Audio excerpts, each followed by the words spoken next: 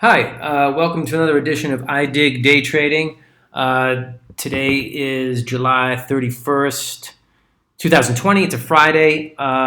This is just to review Kodak, Eastman Kodak. I'm sure a lot of you have heard about what's been going on. It's been out of control. The lesson here is that I took 2 days off from day trading, Wednesday and Thursday. Had some various things that needed to get done. But nevertheless, what's interesting here is that you could clearly talk about a big case of FOMO.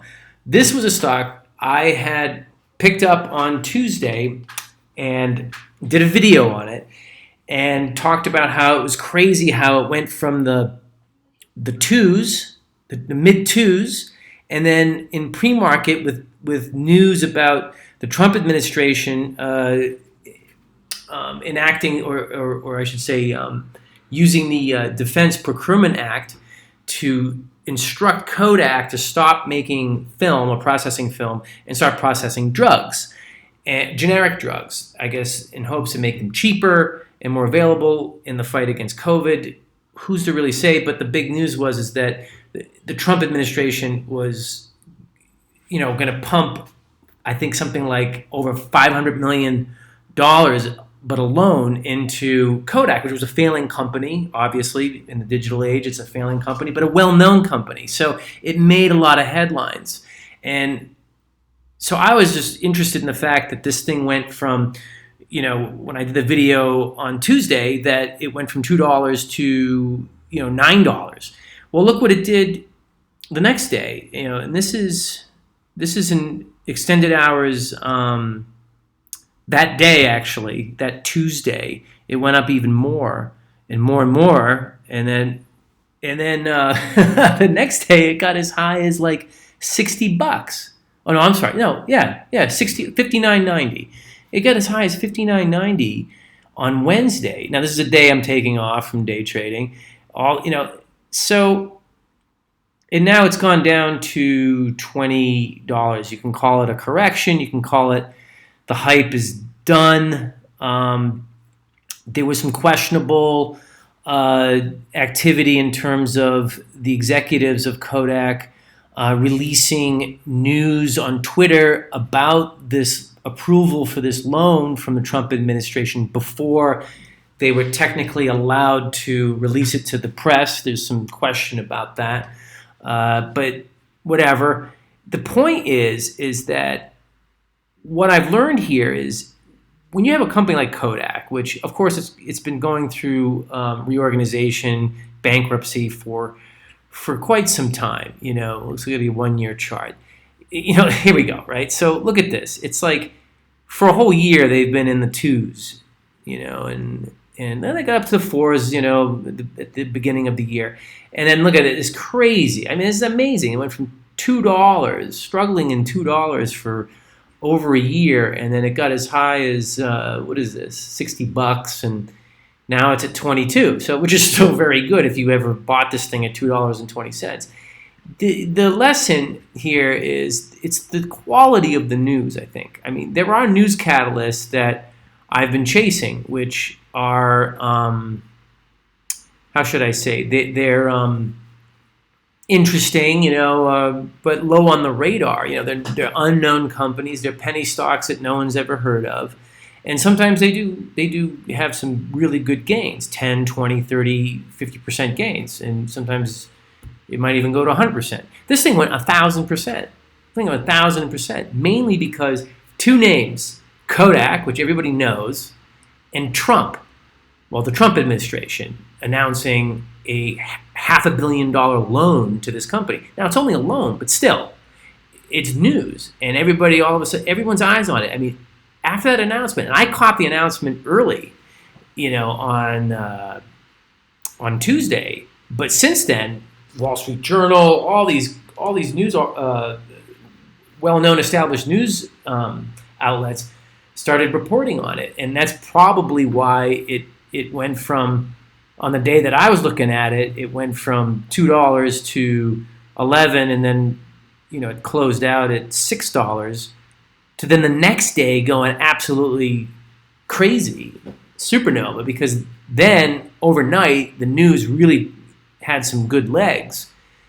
And I think that's really mainly the lesson here, is to assess the quality of the news, and because I think one of the things I've learned is, and I forget, I have to admit, is you might feel like, okay, because on this day, July 28th, I was there to watch this move, and I didn't react to it because I felt like, well, it already went from $2 to $9, But what I could have done is, at the end of the day, I could have placed a trade at the end of the day.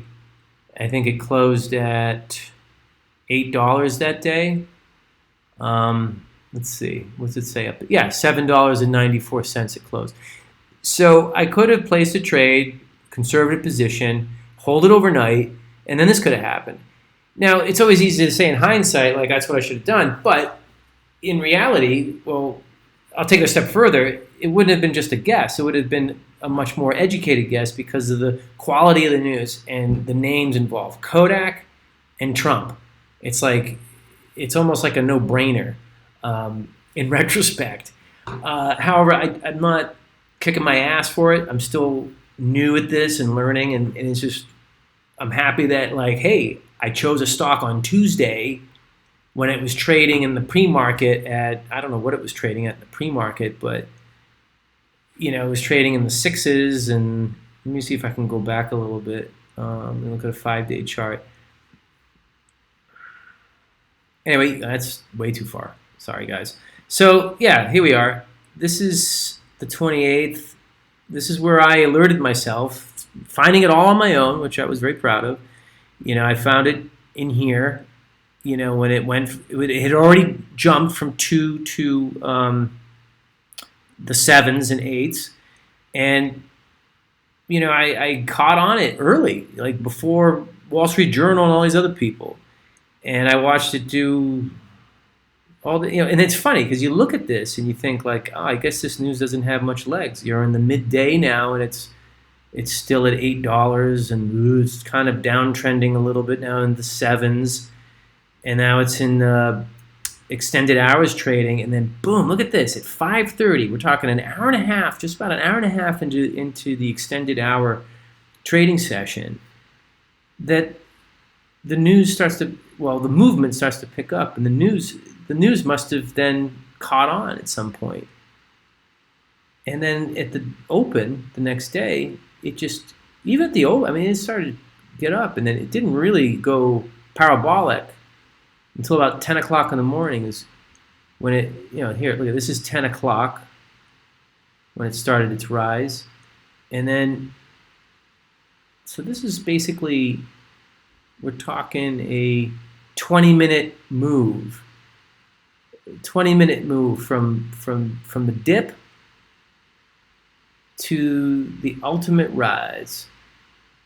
About 40 minutes, actually, I'm sorry. And then it even got up even higher. And then that's when it looks like I got halted. It looks like I got halted a bunch of times. And although some people on Twitter were telling me that it didn't, I don't know. Any case, looks like you couldn't have gone wrong wherever you would have sold in this thing if you bought it down here. Anyway, so just wanted to go over that.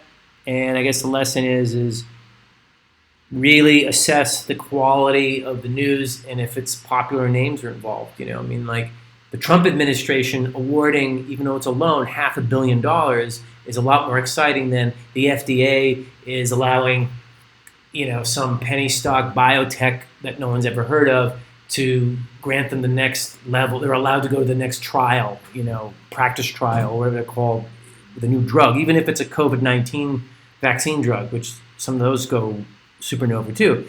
But when news like that hits, especially and with, of course, a company that people have heard of, it's almost like an establishment company. Man, the regular news people are going to grab onto that. That's a conventional news story that's breaking. Any case, I'm just repeating myself. If anybody got in on that trade, hey, congratulations. And Look forward to the next one. All right, take care and have a good weekend.